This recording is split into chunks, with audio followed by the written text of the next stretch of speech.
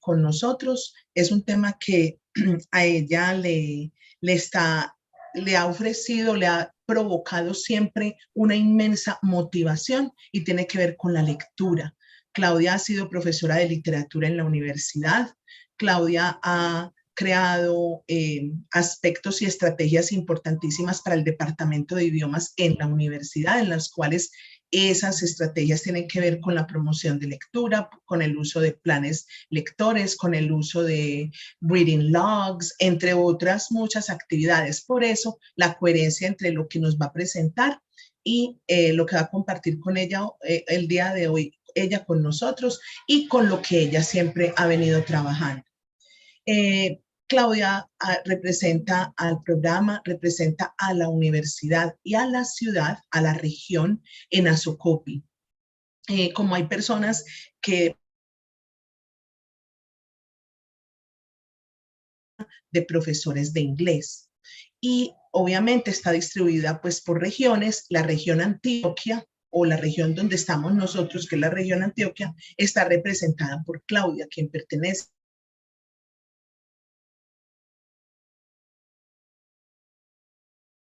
asociado a las actividades que ella hace para ASOCOPI y con ASOCOPI.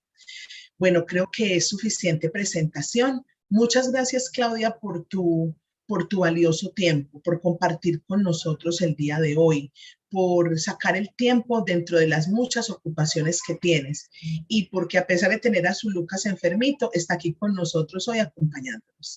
Así que adelante, the floor is yours.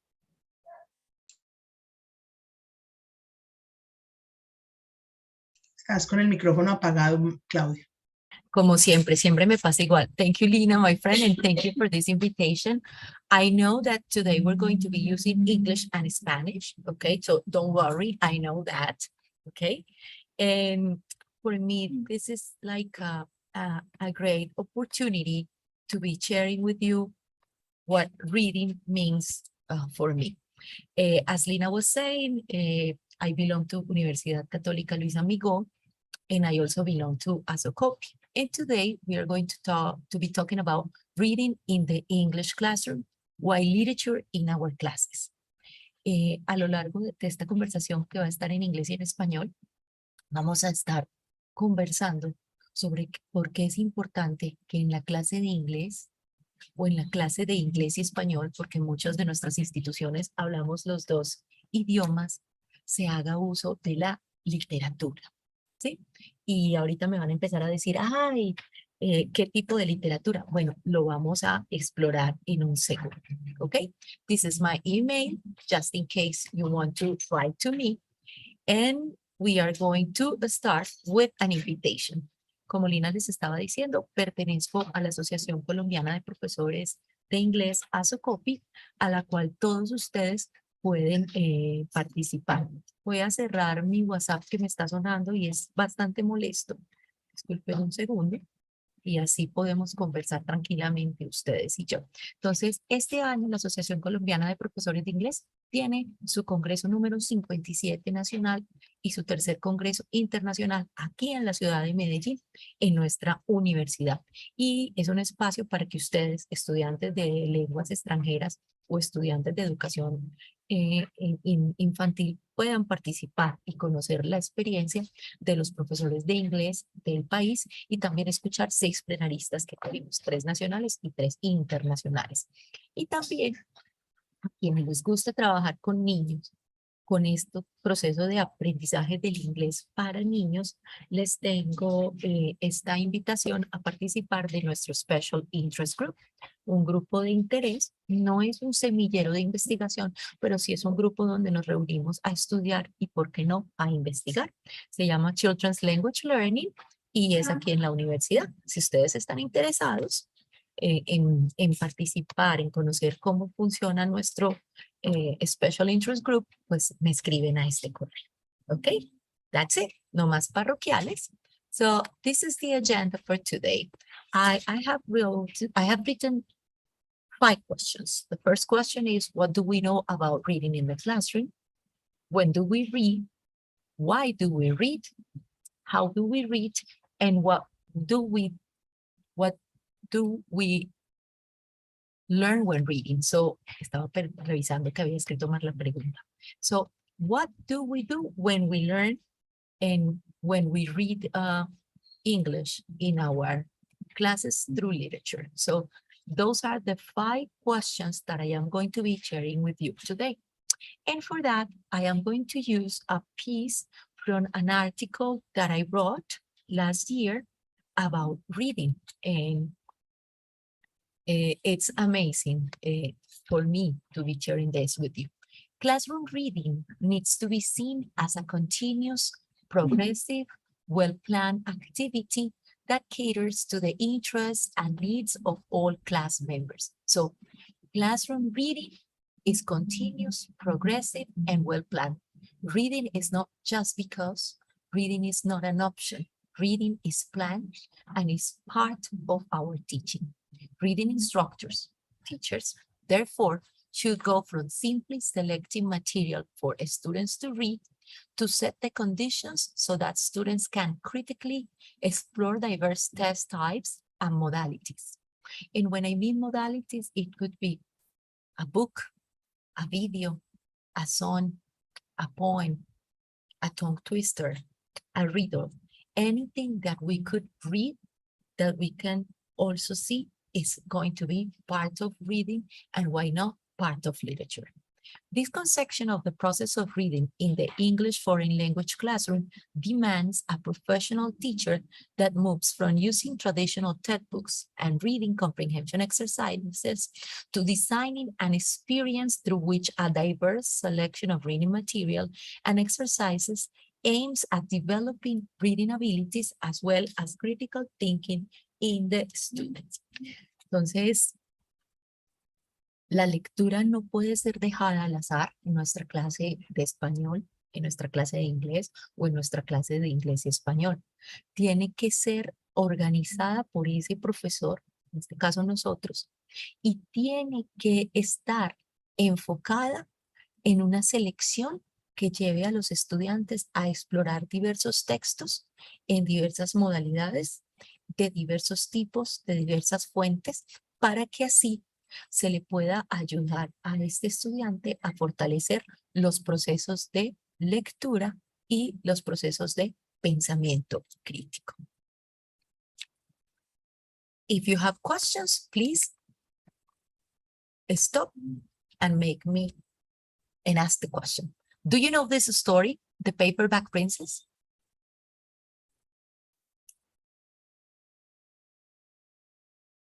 Nope, Claudia Marcela doesn't know it. Anybody? No? The Paperback Princess. ¿Ah? Who knows it? ¿Quién la conoce? Nobody? Okay, what do you think this story is about? The Paperback Princess. Look. A lady. Look, an animal. That animal is green. What do you see there? What do you see there? ¿Qué ven ahí? Alguien que me ayude, no me dejen morir. The Paperback Princess. A surprise lady. Claudia Marcela dice, I see a surprise lady. Okay, thank you. What else do we see? A dragon. Valentina says, Valentina, this green thing is a dragon. Yes? Okay, so we see a dragon and a lady. So if there is a dragon and a lady in this picture, what kind of a story is this one? What kind of a story is this one with a dragon and a lady?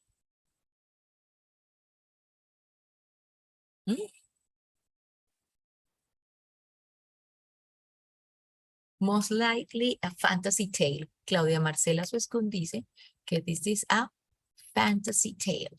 Yes. In fantasy tales, we have dragons and ladies. And what happened? Okay, Ángela Mapura says adventure. Thank you. Si pueden abrir el micrófono, lo abren y hacen las preguntitas que quieran, no problem. Vamos a tener una conversation. So we were seeing a lady and a dragon, okay? And we think that it's a fantasy adventure tale, Okay, let's see. Let's see what we have here. Okay. Look, the paper bag princess. Look, what is the princess wearing? Dirty clothes. Dirty clothes. Look. So, Lina, is this a princess? She can be a princess in a very specific context. Okay, princess wear paper bag dresses, as Juana was saying. So, yes, maybe on the street. Maybe it's a poor princess. No.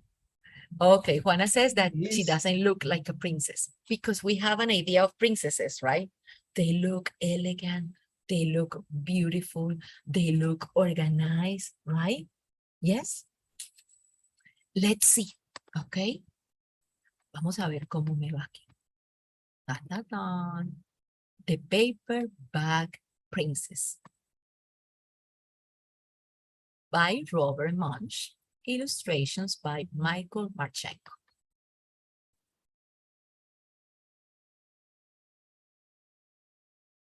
To Elizabeth. Our princess has a name. Yes, Elizabeth. Elizabeth was a beautiful princess. She lived in a castle and had expensive princess clothes.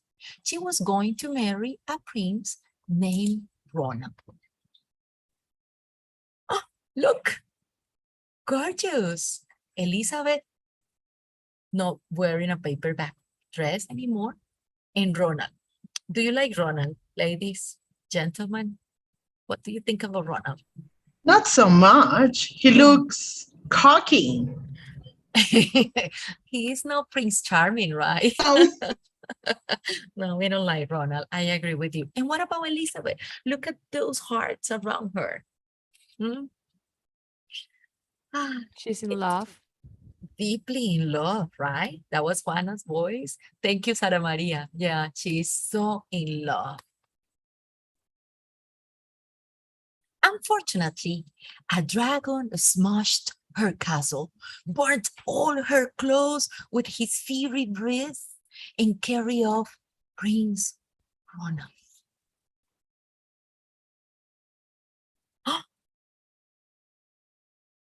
Valentina, you were right. This is a dragon. Look. Huh?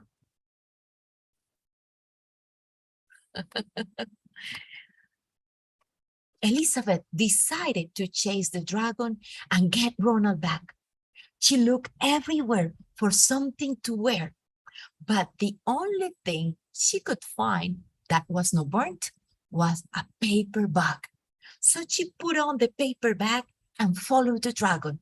It was easy to follow because he left a trail of burnt forests and horses' bones. Whose is this?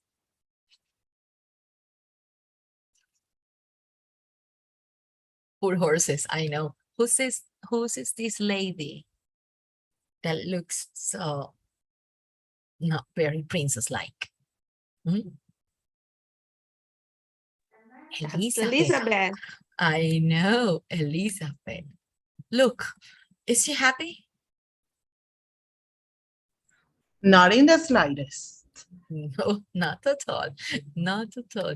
Just, yeah, poor Elizabeth or poor Dragon Lina. Let's see.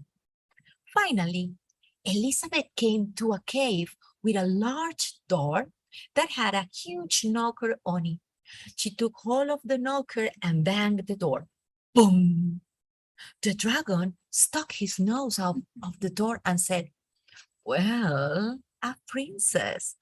I love to eat princesses, but I have already eaten a whole castle today.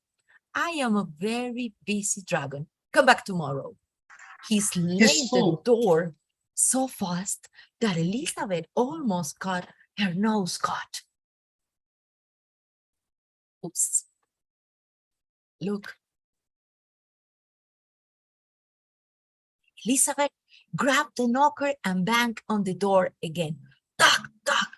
The dragon stuck his nose out of the door and said, "Go away. I love to eat princesses, but I have already eaten a whole castle today. I am a very busy dragon. Come back tomorrow.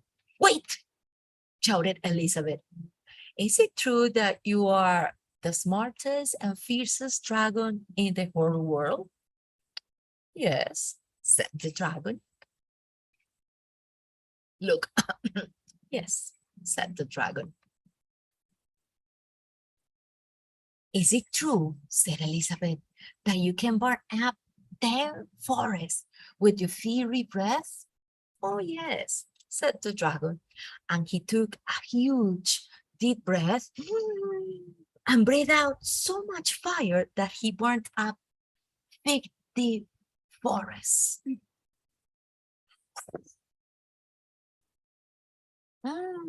Wow, powerful dragon. Fantastic, said Elizabeth. And the dragon took another huge breath and breathed out so much fire that he burnt out 100 forests. Magnificent, said Elizabeth. And the dragon took another huge breath. At this time, nothing came out. The dragon didn't even have enough fire left to cook a meatball.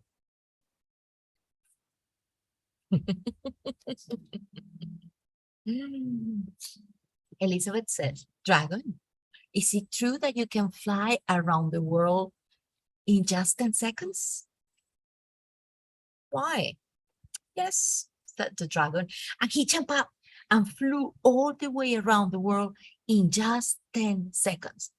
He was very tired when he got back, but Elizabeth shouted, fantastic! Do it again. Do it again. So the dragon jumped up and flew around the whole world in just 20 seconds. When he got back, he was too tired. And he lay down and went straight to sleep.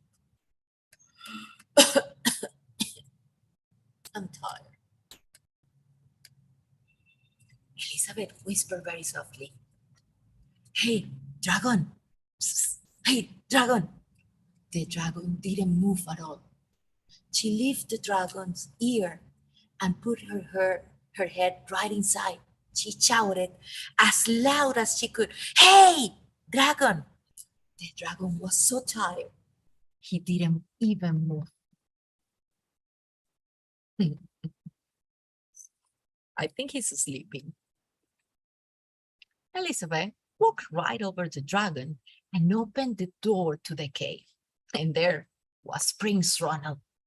He looked at her and said, Elizabeth, you are a mess. You smell like ashes. Your hair is all tangled and you're wearing a dirty old paper bag. Come back when you are dressed like a real princess.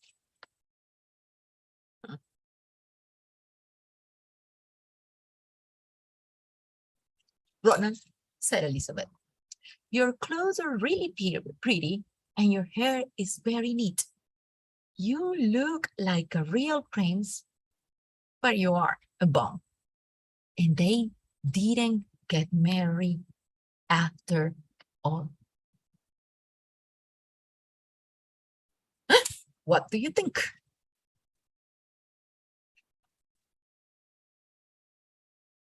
Did you like the story? Very much. Why? Very strategic princess. A lovely princess. A very intelligent one. Like princesses, right? Huh? Princesses are always intelligent, okay? And very strategic. Yes, very strategic. She was not as powerful and as strong as the dragon, but her intelligence was better. Well, con esta historia, I just want to start talking about why do we need to read in the classroom, in English, in Spanish, or in any language, okay? Well, the first thing that I want you to consider is that reading should be a constant activity. If possible, make of reading a ritual, a routine in your class, okay?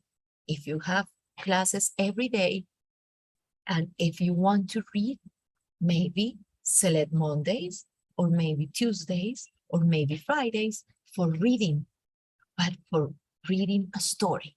And remember that a story could be music too, because, well, except reggaeton, lyrics are literature. Reading needs to have, a democratic process of selection. My dear colleagues, ask your students about the books they want to read. Share with them different titles and motivate them to read books, stories that they want, that they feel compelled and motivated. Reading must be well planned. Ay, voy a leer hoy, ¿qué leo? It has to belong to the plan of your class. It has to have an important place. It needs to respond to the context. It needs to be cross-disciplinary. And also it needs a sequence of reading tasks. It's not just for reading comprehension. It's not just for questioning. It's not just for exams. Reading for critical thinking, for developing abilities, for teaching the kids, the teenagers, and the adults that are in your classes that through reading we could learn other things, including English. Reading is also a group, an individual, or a self-monitoring practice. When you are reading in your classes, it doesn't have to be everybody reading the same book at the same time. It could be everybody reading a different book in different moments in your classes. And for that, we need a selection of materials that display societal elements for the knowledge of the context. When we read, we are reading the whole world. Cuando nuestros pequeñitos de preescolar están leyendo, se están aproximando al mundo. So we need to select books, short stories, poems that show the context where they are and that show different possibilities. So reading is planned and it has a sequence of exercises. And this sequence of exercises, it's going to help your students in deep thinking, analysis, problem solving, metacognition, self, and the other understanding. Are we clear up to now? ¿Sí? Para los que de pronto con el inglés se sienten raritos, ¿vamos bien? Muéstrenme señales de we are okay. Let me see. Are we okay? Show me. Okay, Angela, yes. Sarah, very good. Paula, yes. Okay, perfect. Okay, you're with me. Okay. It doesn't mean that you agree. It means that we are following. Perfect. Excellent. Thank you. Let's continue. Well, when we are reading and we are using literature, we need to consider aspects that only happen with the help of literature, okay? And think of your favorite books. Do you have favorite books? In English and in Spanish, in French? Who wants to share the name of his or her favorite book with this audience?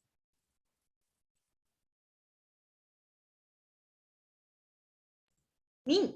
Yes, go ahead, Claudia. You have a lot of favorite books, right?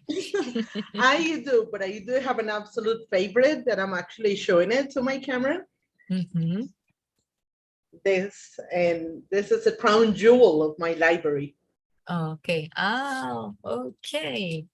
Okay. Very popular right now with the story of the Rings of Power. Yes, with the series. I know. Actually, it's like the beginning.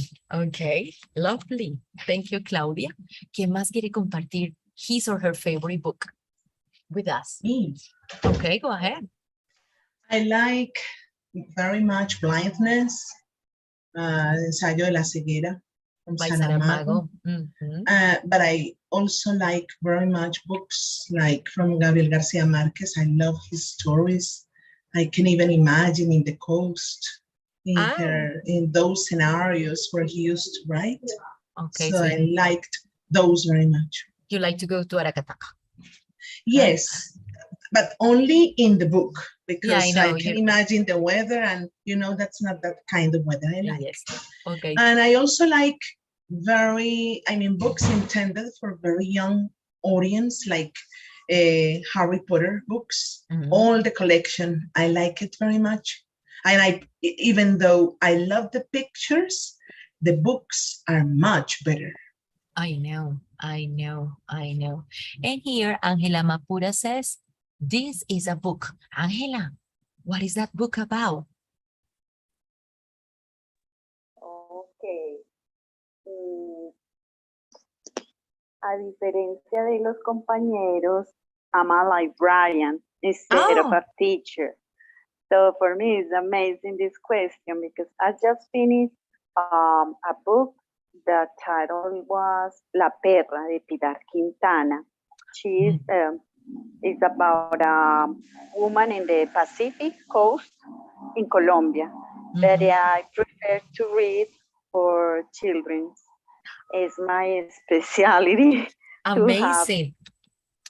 So the reason I select that book is the title is because that book is about 3 different animals, and one of them preferred the electronic books instead of the traditional book. So it's a very funny story that shows the students to prefer the paper books as a me. Angela, I am not a librarian, but I would like to be a librarian. First, I don't know trabajo.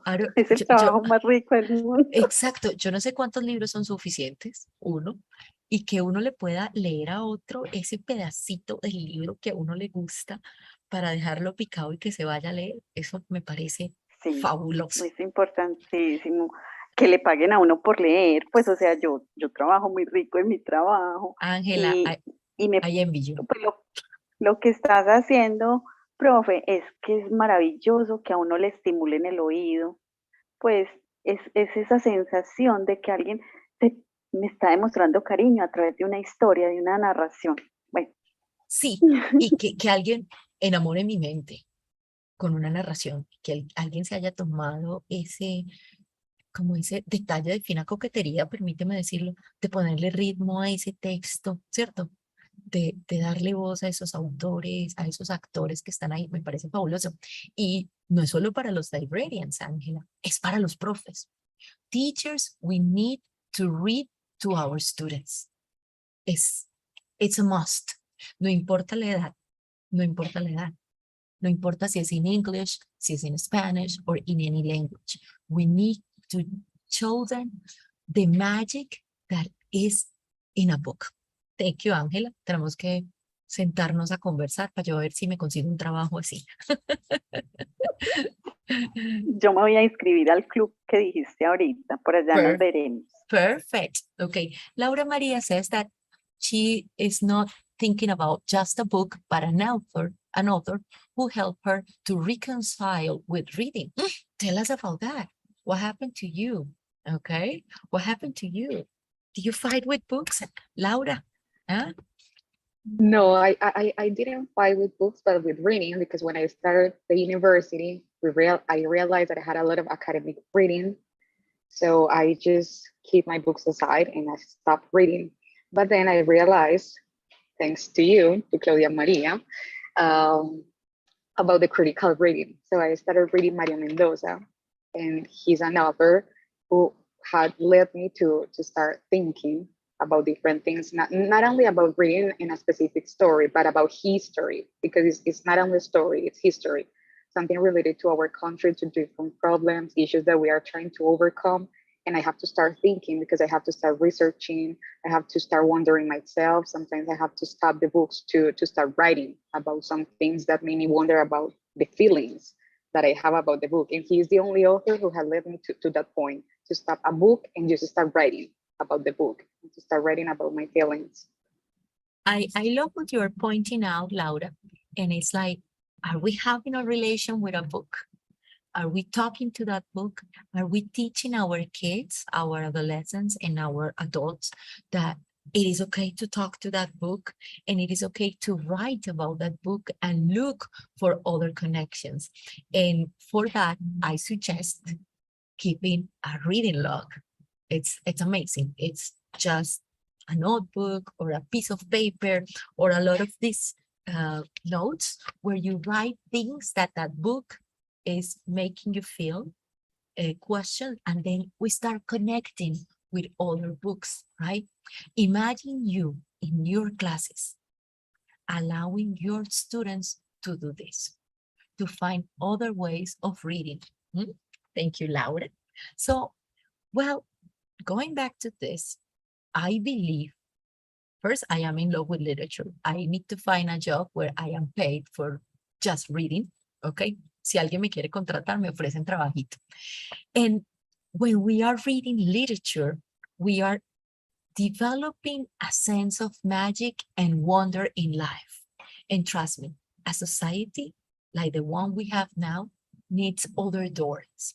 We need possibilities to fill our lives with hope. Books, even though in cruel stories, show that there are other possibilities. Something that I have learned when reading books, it's about me. I know that the author didn't write a book about Claudia Maria. He was not thinking about me.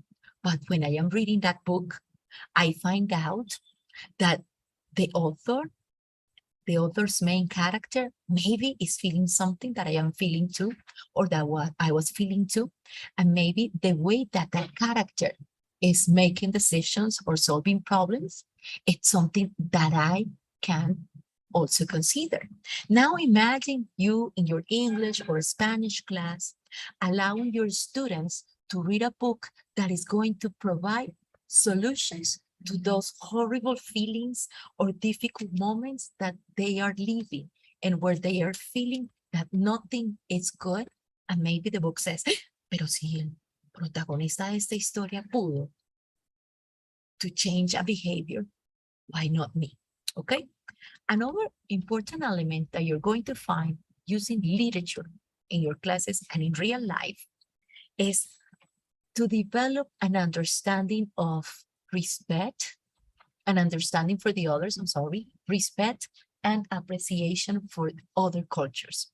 The more we read, the more we understand that people feel differently, eat differently, behave differently, and it is okay. And it is okay.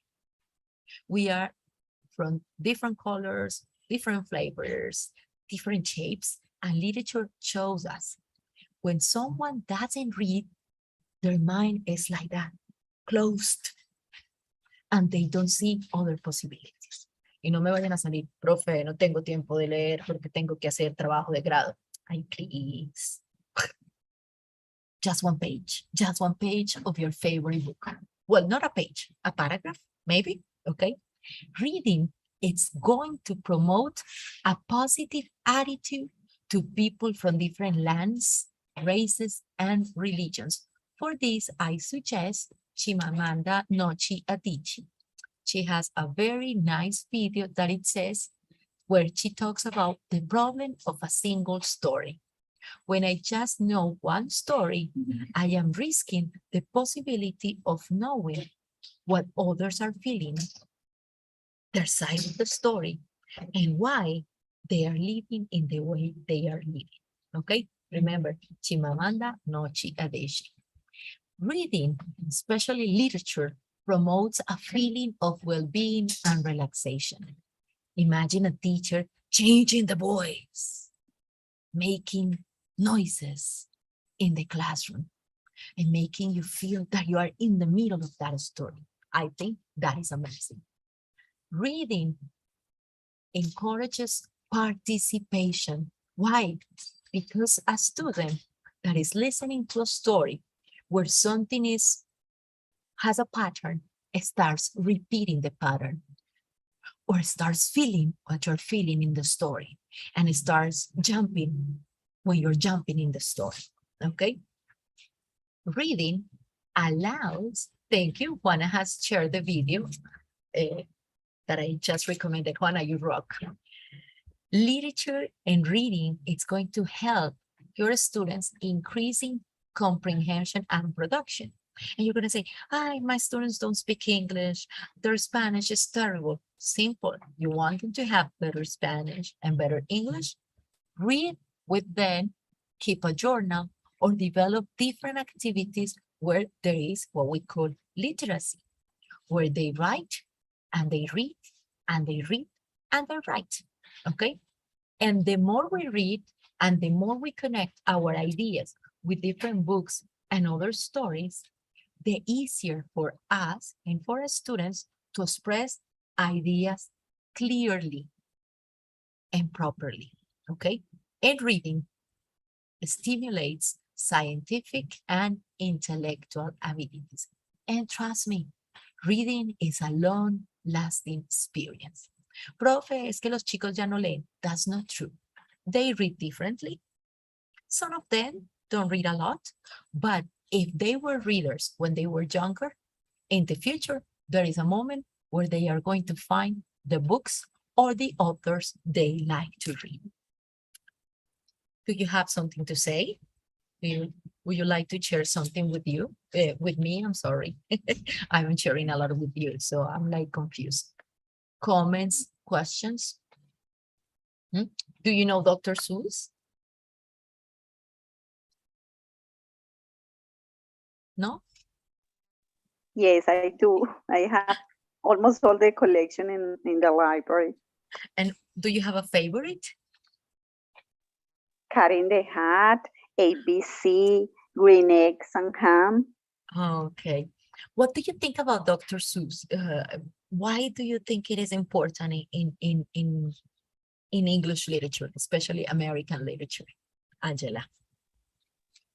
Mira, sabes una cosa, cuando uno ve la biografía del autor, uno se da cuenta de que él llegó como a escribir estos libros, como se retaba a sí mismo, digamos, un libro en 50 palabras, con 50 palabras hacer un libro.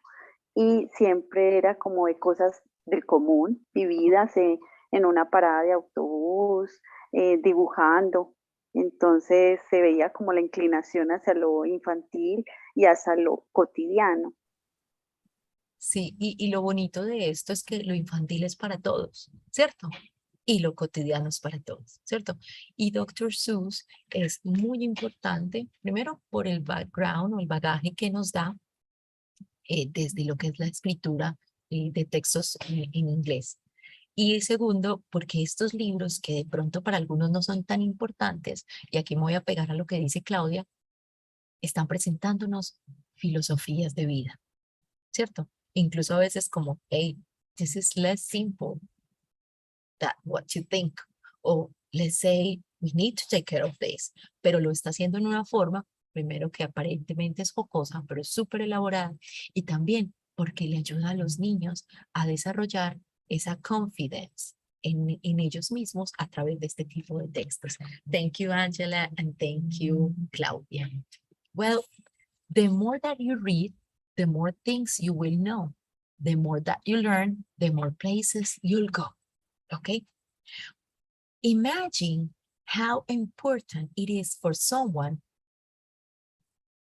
that is reading a story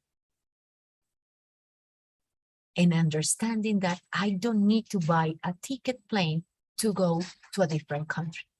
I'm not saying that it's not okay to travel, but maybe right now, traveling through a book, it's a better experience than just going to the city and spending a lot of time in traffic jams, okay? When do we have to read in our classes? The answer is always be reading. Consider the possibility of showing different books to your students, of bringing books to the classroom. Just put books somewhere for them to explore. It doesn't matter how old your students are. It doesn't matter how old you are. If we have a book, we're going to have a companion. Any comment or questions up to now? I need a voice for this poem. Ojalá una voz masculina. Yo no he escuchado voces masculinas hoy. No tenemos Ronalds en nuestra audiencia hoy. Shall I have a gentleman? No. Okay. We have some men there. But they don't want to. Okay. Yeah. I know. We're not forcing people to have fun. Hi, teacher. Okay, go ahead. Eso siempre funciona. We push in a very delicate way. No, it's because we are here in the classroom, so it took a lot to come here. So I can read. I look in the mirror. I look in the mirror, and what do I see? A pair of eyes looks back at me. A nose, 2 ears, 2 eyebrows too, 2 lips and teeth to say, I love you. I look in the mirror, and what do I see? I look in the mirror, and I see me. Thank you. Amazing. Oh, lovely reader. What do you think about this poem by Helen Moore? Helen Moore is a British author, and she has a book that is called A Poem a Day, or a day. Yes, a poem every day. So poems for every day, okay? So comments about this amazing poem. Kids, adolescents, Angela? Amor propio. Yes, self-esteem, love. And right now, our kids, they need these kind of activities that tell us, hey, look at yourself in the mirror and see that you are valuable. See that you're amazing, okay? See that it is okay to look at you, okay? Now imagine if I have a problem in my class, behavioral problem, or my students are not happy.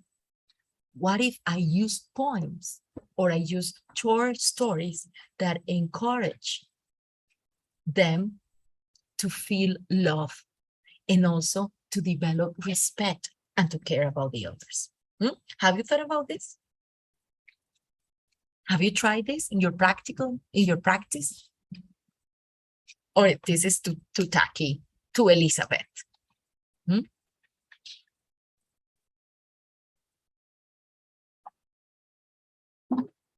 Aquí, making faces y estamos quedando grabados, okay?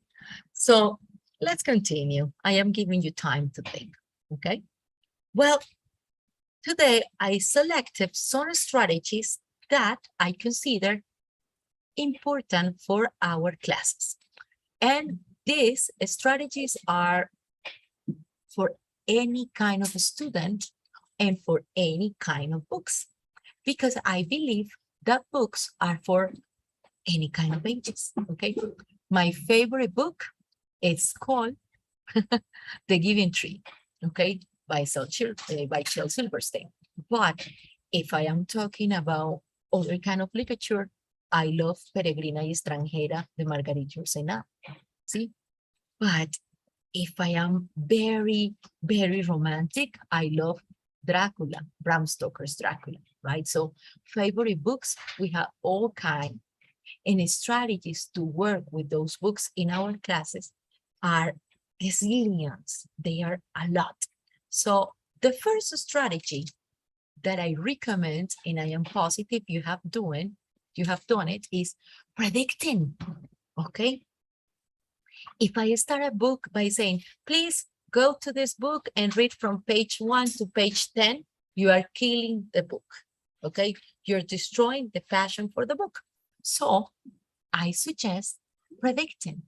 Predicting is anticipating what the story is about using the title, using the cover, using some words, using prompts, using pictures, and maybe first and or the last sentence. Si ya conocen esta historia, van a decir que no, okay? Right? So here I have some pictures.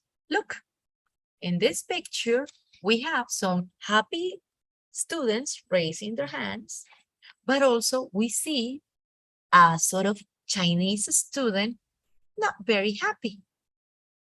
What do you think is happening in this story? Mei Mei is not very happy. Yes, Mei Mei is not very happy. Mei Mei, okay? So, Claudia, and why isn't she happy? Because she doesn't like English. She prefers Chinese. Okay, maybe she prefers Chinese, okay? So what we try to do is to use the cover, use some pictures and some prompts to get information about the book from the students.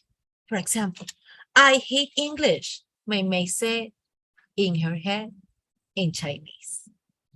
You are welcome, said Mei Mei.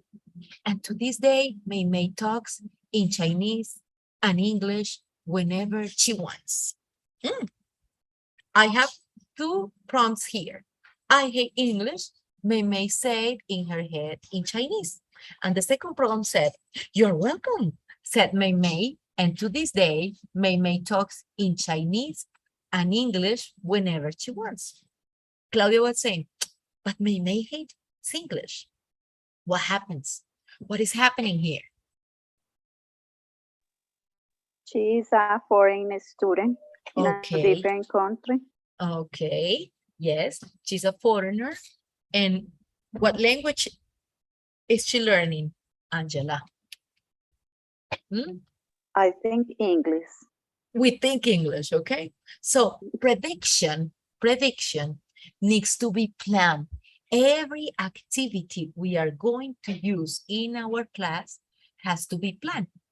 For this prediction activity, we took 2 pieces from the book, the beginning and the last part, and we took some pictures, okay, some images.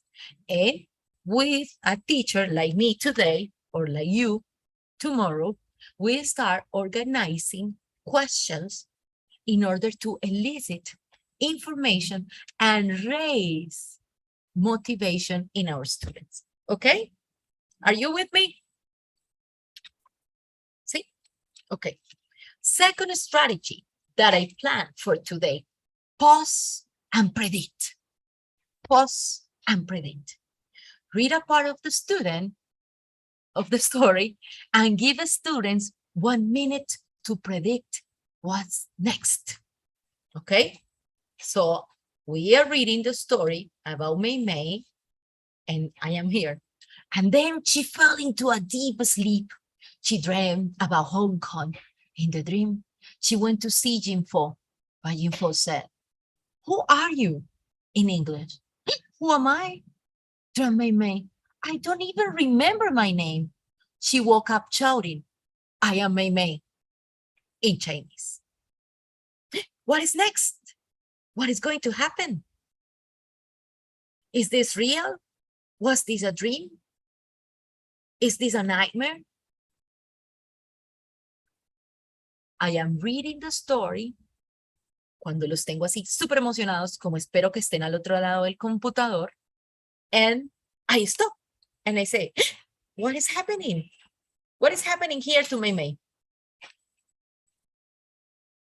What happened to poor Mei Mei? Estamos perdiendo rating. What happened to poor Mei Mei? ¿Ah? ¿Qué le pasó a Mei Mei? She was having a bad dream. No? Maybe. She's changing. Maybe she has been overthinking about English and learning English because she feels overwhelmed because she's not learning, she's not understanding the world. And it's it happens to us when we're overthinking about something, then we go to sleep and we start having nightmares about that specific thing that is happening to us. I had nightmares about my classes, right? And my students, I am positive, they have nightmares about English or about maestro investigador or about literature, right? So May is showing a feeling that any person in the world could feel, and she is overwhelmed. Now imagine that you have this situation in your class and you take a test like this one. The name is I Hate English.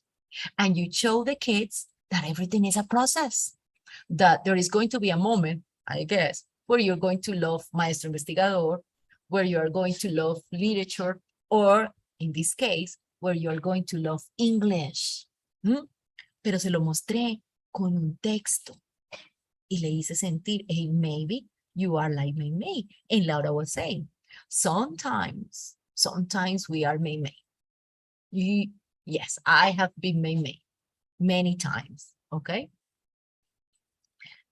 So when we are using pause and predict, if you need, you can make variations. So you don't have the book, maybe, or you don't want to use the book, well, give some flashcards, create some flashcards, okay? And paste pieces of the story to those flashcards, okay?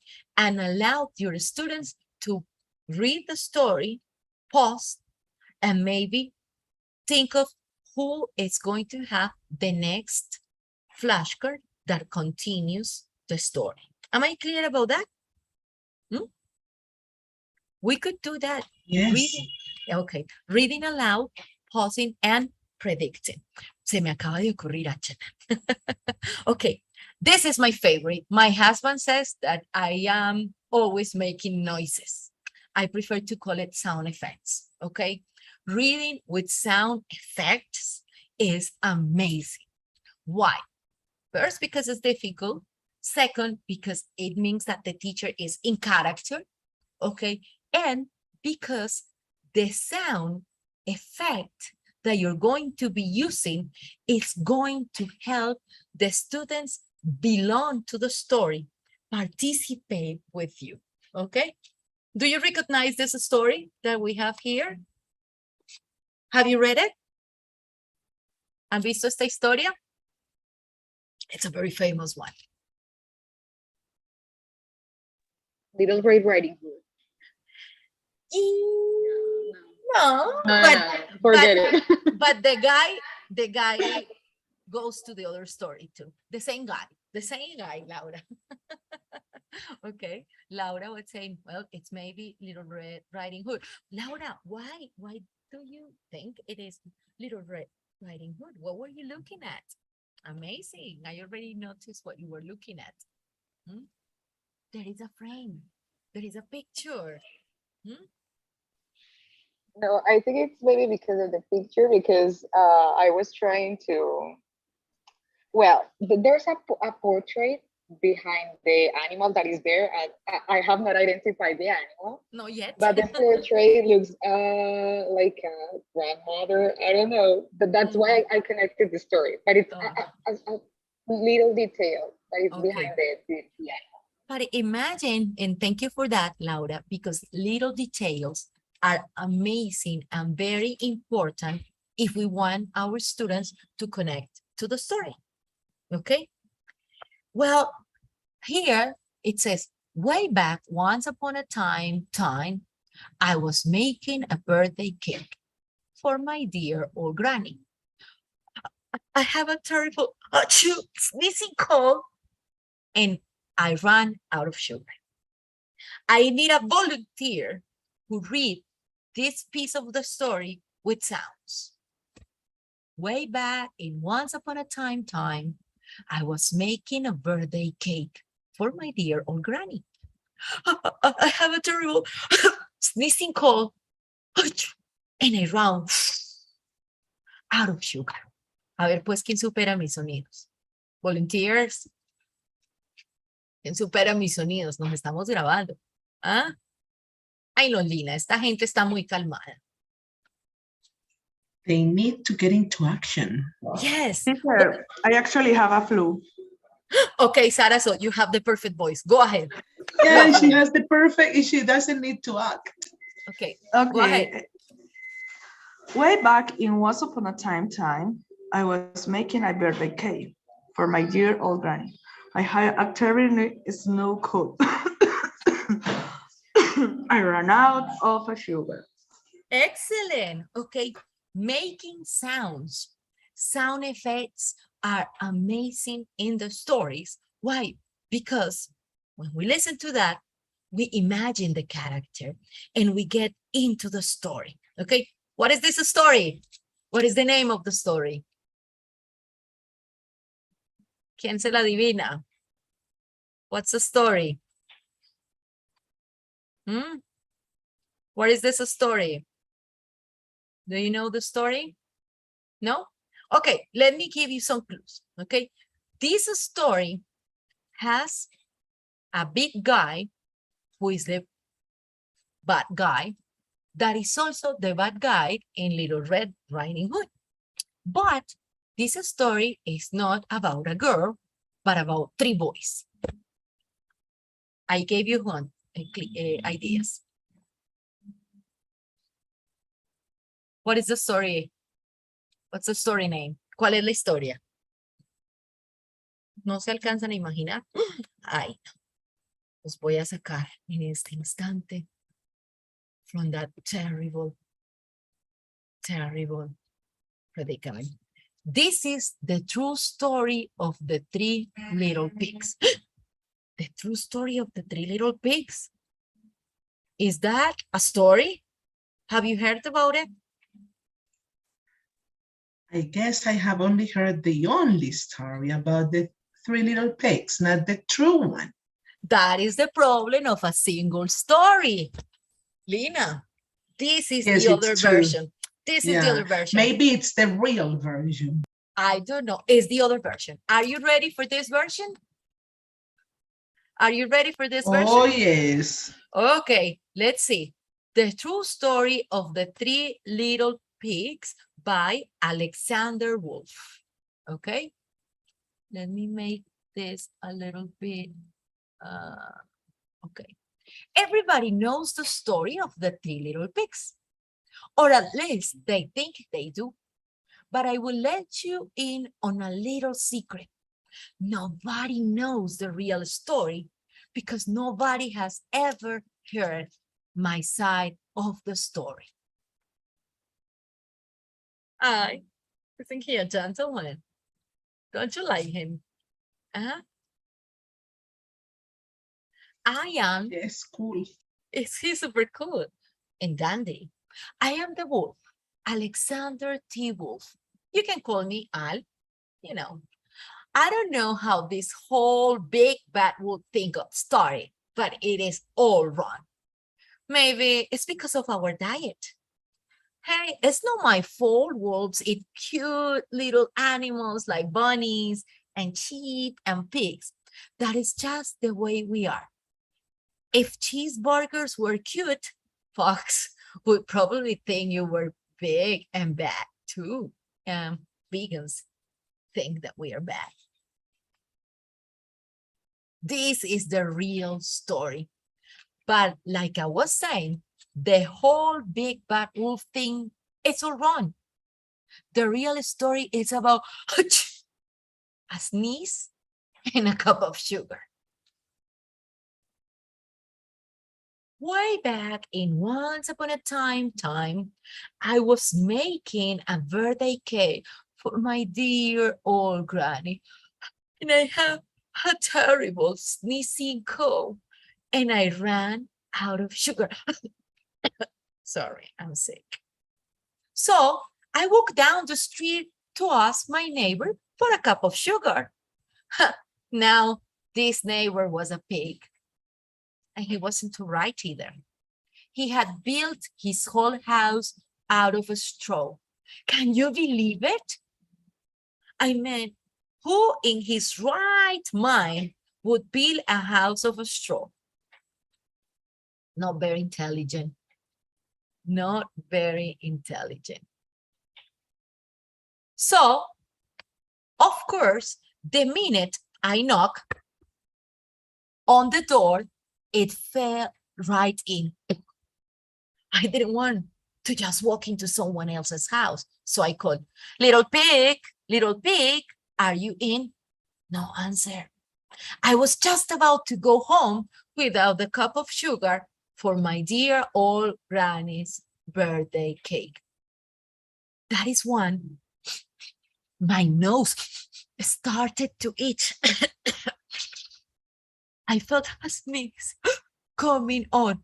Well, I huff and I snuff. And I sneeze. ¡Achoo! A great sneeze. Mis compañeros piensan que estoy loca. And I am. And you know what? The whole darn straw house fell down. And right in the middle of the pile of straw was the first little pig. Bleh, as a doornail. He had been home the whole time. And you know, it seemed like a shame to leave a perfectly good ham dinner lying there in the straw. So I ate it up. Think of it as a big cheeseburger just lying there. Ustedes se la comerían, ¿no? Yes. I was feeling a little better, but I still didn't have my cup of sugar. So I went to the next neighbor's house.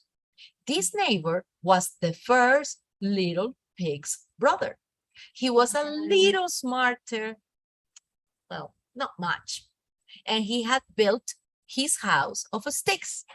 I rang the bell, ring, ring, on the stick house, ring, ring. Nobody answered. I called, Mr. Pig, are you in? He yelled back, go away, wolf. You can come. I am shaving the hairs on my shiny chin. I just grabbed the doorknob when I felt another sneeze coming off. I have a snuffle and tried to cover my mouth, but then a great sneeze. Achoo! And you're not going to believe it. But this guy's house fell down just like his brother. When the dust cleared, there was the second little pig dead as a doornail.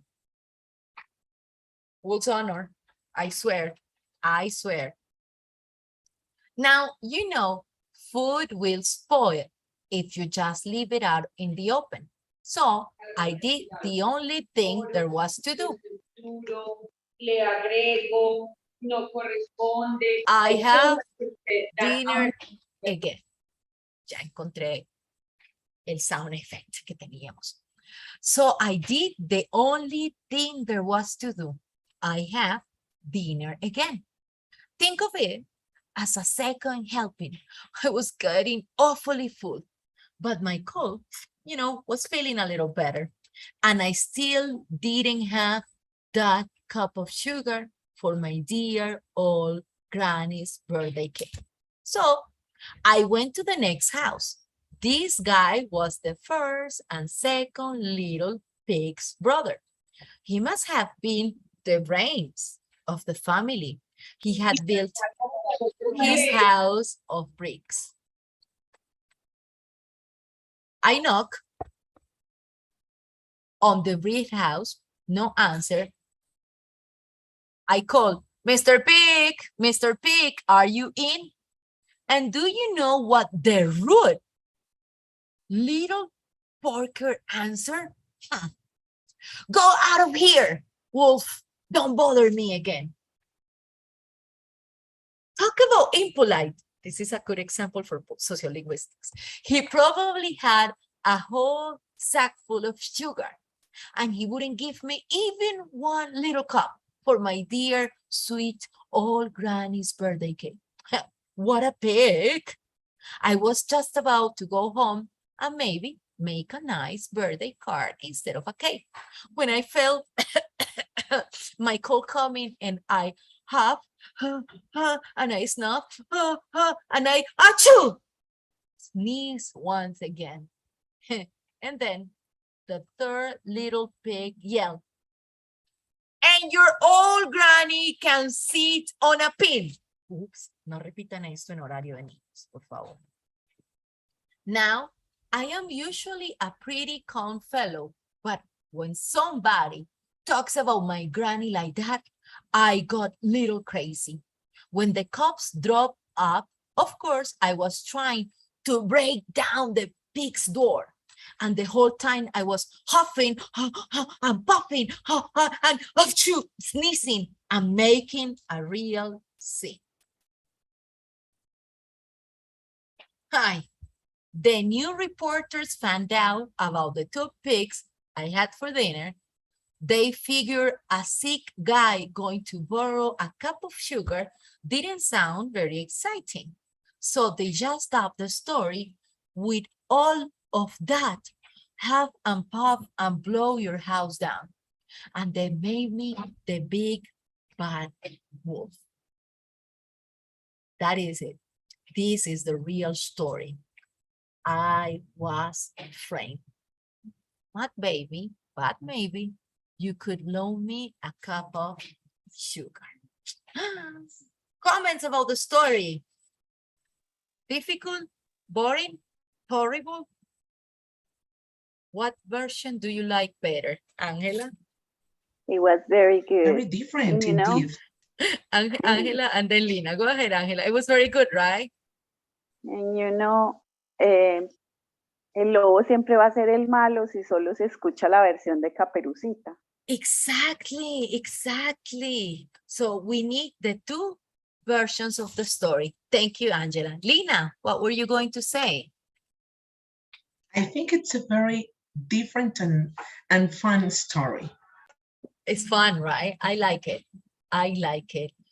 I really think it's a good story. And why not trying to find stories that show another version? Okay. Thank you, Angela, and thank you, Lina. Well, so yes, Sarah, I already saw your hand. Tell me. Teacher, I like the story because I think that it will help, for example, in this moment with the social media, when someone took a picture, is helpful for children to teach them that we don't need to judge when we didn't know the full story. Yes, we need the evidence, right? We need different evidence. Okay. Thank you. Thank you. So that was making sound effects. Después me califican los sound effects. Another strategy that you could have when reading a story, it doesn't matter the age, is a game that is called, what is this? What is this? For that, you think about items that are in the story and that you want the kids to talk about those items. So you take a bag and you place items in the bag, or you place items in the middle of the classroom, okay? And you start reading aloud the story, and when they hear the word that you are saying, they could look for the items in the bag, or they could go to the place and select the items. In this way, the kids are participating in the story. And when they take the item, they could say, this is my hat. Oh, this is my hamburger. Okay, so this is another way of making your stories more vivid and more interactive in the classroom. Okay, the name of this strategy is called, what is this? Okay, I brought this poem. I need a voice for this poem with music.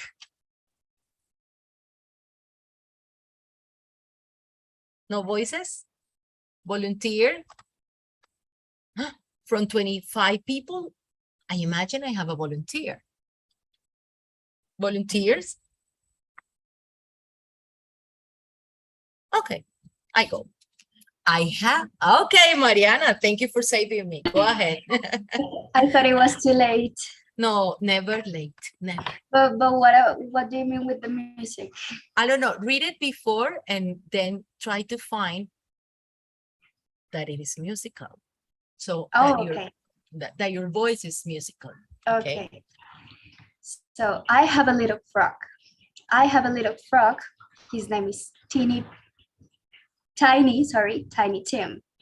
I put him in the bathtub to see if he could swim. He drank up all the water. He gloved up to swim. And when he tried to talk, he had the bubble in his throat. Like something like that. Okay. Now, Mariana, can you read it now with sound effects and music? Let me try it in my head. Okay. Okay.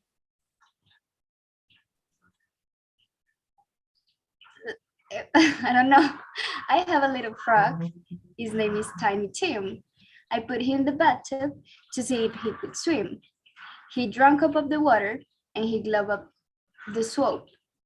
And when he tried to talk, he had a bubble on his throat. What is the noise that a frog makes? I don't know what is the name of that. No, make the noise. Nadie te está viendo. Make the noise. Oh my God. But many people is hearing me. Okay. I don't know. Go ahead, save her, Paula. Go ahead, help her. Amazing, Okay. Mariana, amazing, okay? Okay, maybe if I can lend her a hand with the sound effects, like I have a little frog, rabbit. His name is Tiny Tim. I put him in the bathtub to see if he could swim. He drank all the water, glug, glug, glug, glug, and gloved up to the soap. And when he tried to talk, he had a bubble on his throat. Very good. Something like that. Okay, very good. You see, both Mariana and Paula, you were amazing. Imagine the difference when I am reading something and like, I have a little frog. His name is Tiny Tim. I put him in the bathtub to see if he could swim. But when, like Mariana and Paula did, you change your voice, or maybe you put some music, and the kids or the adults in this case, we get into that, okay? And also another idea is that think how does a frog sound? Rabbit, something like that, maybe? I don't know, okay? Thank you, Paula, and thank you, Mariana. You were amazing, okay? Thank you. Well, another activity, very common, is ask questions, but not a questionnaire, not an exam, okay?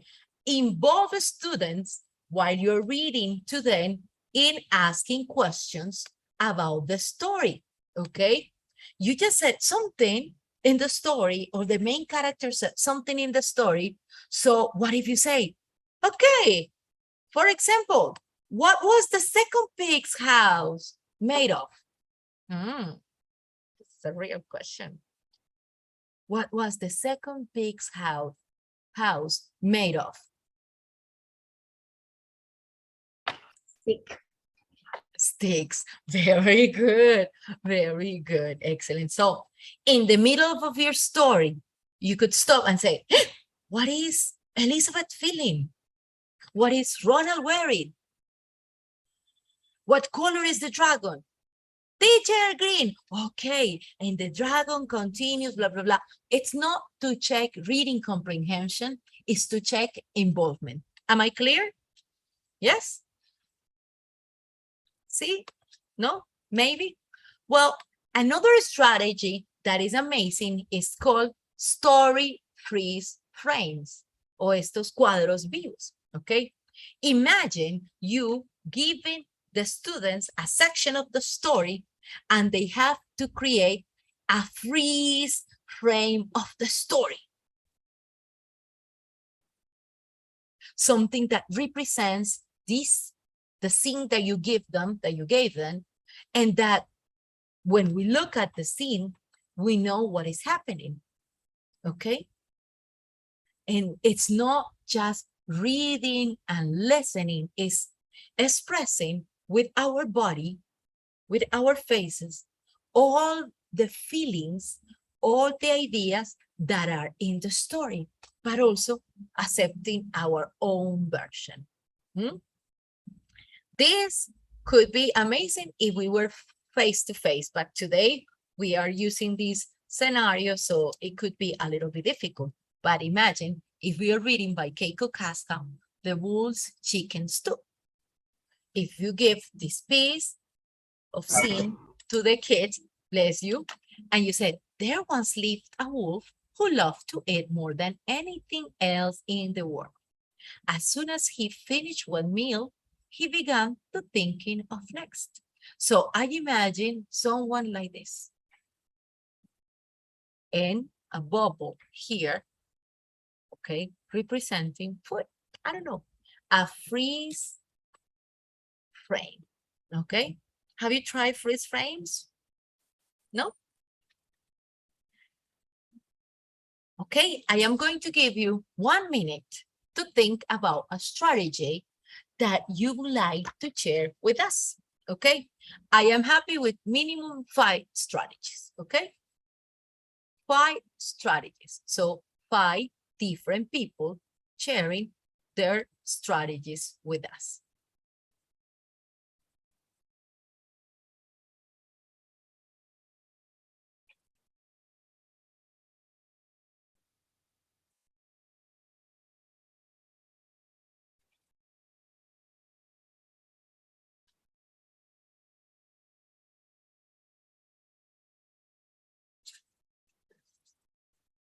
Okay, are our strategies ready? Who would like to share? Wendy, Catherine, Carlos, Andrea, Mayra, Angie, Juliana, María Isabel, Juana, María Paz, Lina, María Alejandra, Verónica, María Paula, Usuario, Lina María, Mariana Puerta, Mónica. Who wants to share a strategy or an idea that you think could be good if we want to promote reading in our classes? Angela, 2176-9091, Paula González, I don't know, Xiaomi. I knew it was you, Blanca, but I thought it was a good joke. Yeah, with the whole group. So we are like 17 people more in your list. Okay. And one of my students saying that she likes to change the beginning and or the ending of the story. So it's a story that she uses like normally. And it's a good strategy, Blanca, tell your student, because we are developing creative writing, yes, and the possibility of changing the story, right? Yes, it's true. Another student is saying that she likes to make students to represent some parts of the story. Okay, nice. I love drama. I love role play. Amazing. Thank you. 2176-9091. Okay. Thank you, Blanca. Okay. Who wants to continue? What about some strategies?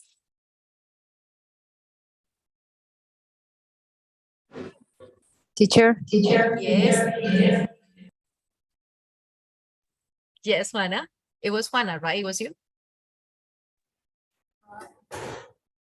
She's here. I saw her now. Go ahead, Juana. Oh, hello. My mobile, but it made like the feedback noise. Yes. I think one very nice strategy is one that we implemented in our research, and is when the students added like an extra page for the book. So they added with their own experience. So it was like when we were talking about mixed feelings, and they created new mixed feelings and do another page to the book we added, and we created our own book for the class. So you can ask them to do that. Amazing. And remember, the more we get our students involved, the better. Thank you, Juana. I got like 1, 2, 3. I would like to have 2 more because I said 5. 2 more.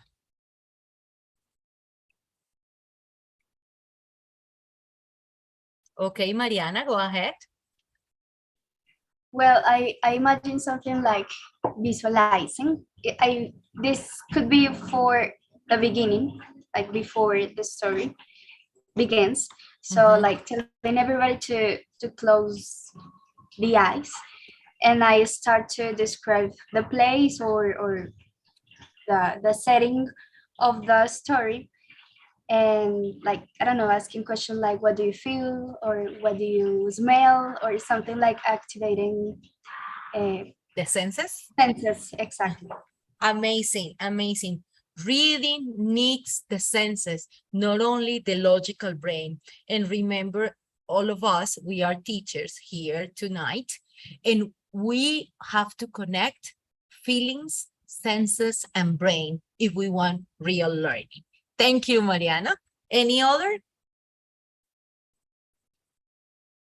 Any other? No? Me. Go ahead. Go ahead, Angela. Es que me da pena porque todos son profesores y yo estoy como participando mucho y yo siento que es... la envidia nos da es de saber que eres librarian. Go ahead. Cuando estuvimos en pandemia me tocaba hacer unas clases de lectura, de promoción de lectura por Zoom. Entonces me gustaba mucho como el relative objects, como hacerle la bienvenida al inicio de la clase y ponerlas a buscar en toda la casa un objeto que fuera relacionado al libro que les iba a leer. Entonces yo decía, bueno, aquí viene el objeto sorpresa. Y después voy a contar hasta 3, la que primero me traiga el cepillo de dientes. Entonces todas se iban por la casa buscando el cepillo de dientes. Cuando llegaban, la historia era el león que no se quería lavar los dientes. Otra fue con unos tacones, los tacones de la mamá, la que primero traiga los tacones. Entonces era una historia relacionada con una princesa y los tacones. Eso fue como, es como una estrategia que yo llamaría como como objetos relacionados. Sí, le podemos poner ese, o le podemos poner de special object o the special guest, no sé. O sea, depende de qué tan creativos estemos, pero super good, Angela.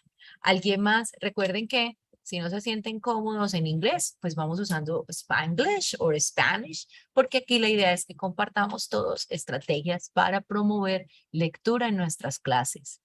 Ya cada uno va pensando en la edad de sus estudiantes y cómo las está trabajando y qué de lo que hemos trabajado hoy es nuevo o qué dicen, I do that, yo hago eso. I'm going to try to show you something that I love. Are you watching my screen? ¿Sí? ¿Sí? Yes. Yes. Do you know Anansi? Have you heard about Anansi the spider? Never, never, never. Anansi is like Tío Morroco Morrocoy. Do you know Tío Morroco Morrocoy? No? Tío Conejo? Tampoco. Okay, no importa. Anansi, it's a character from Africa. And Anansi is a spider that is tricky. Tricky quiere decir that Anansi is always looking in the stories to be the winner or to be powerful or to be, you know, famous, okay? And Anansi está siempre en todas las historias mitológicas de los Anansi from Africa, okay? I found this page that is called Story Nori. Why? Because I love stories in paper, but I also love stories in audio, okay? We are going to listen to a little bit. Me dicen si está funcionando el audio, please.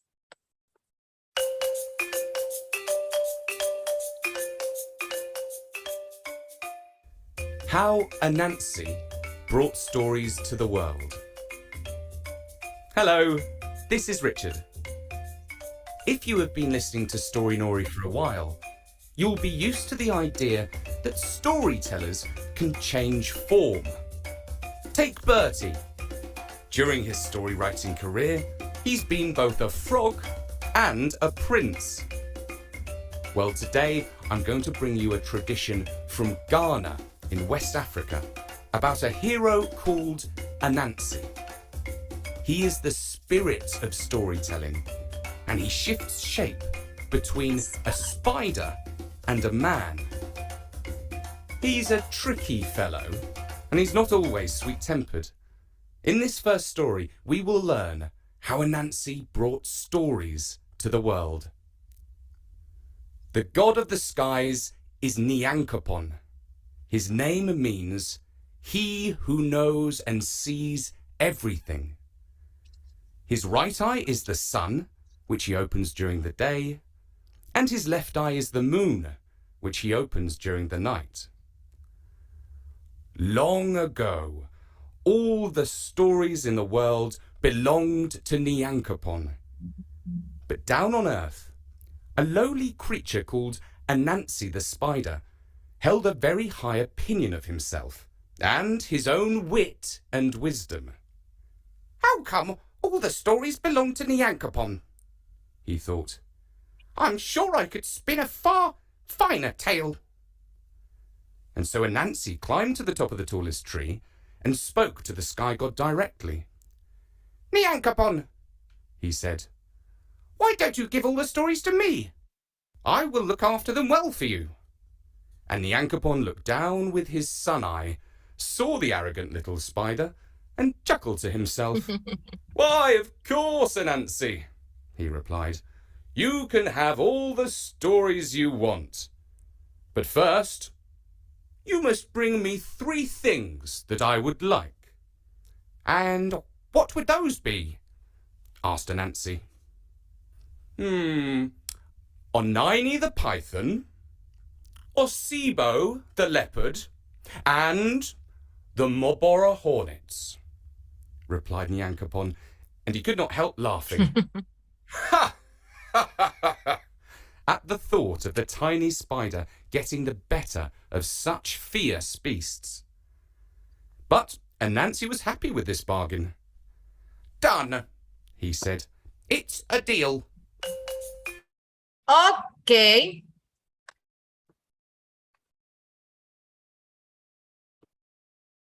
I know that you want to continue listening to Anansi, but the idea is just to stop here and maybe inviting you to learn about Anansi.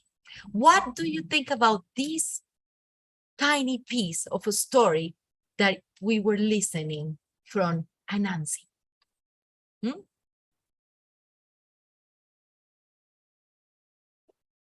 Give me a minute. I have a problem here.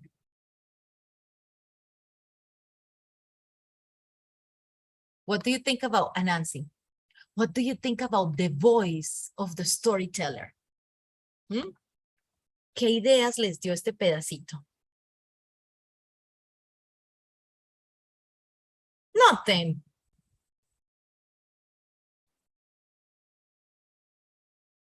Nada. Seriously. Ay, qué tristeza. Okay. I invite you to listen to Anansi because Anansi is amazing. We could listen to it like here. There are also stories in books, okay? Very nice voice changes. I know, Juana, and that's why I love it, okay? Well, in order to start closing, okay? There are lots of strategies to promote reading in our classes, okay? The ones that we already mentioned, but also storytelling with puppets or storytelling with your voice.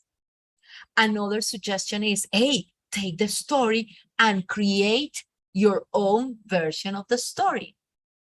Or create conversations and dialogues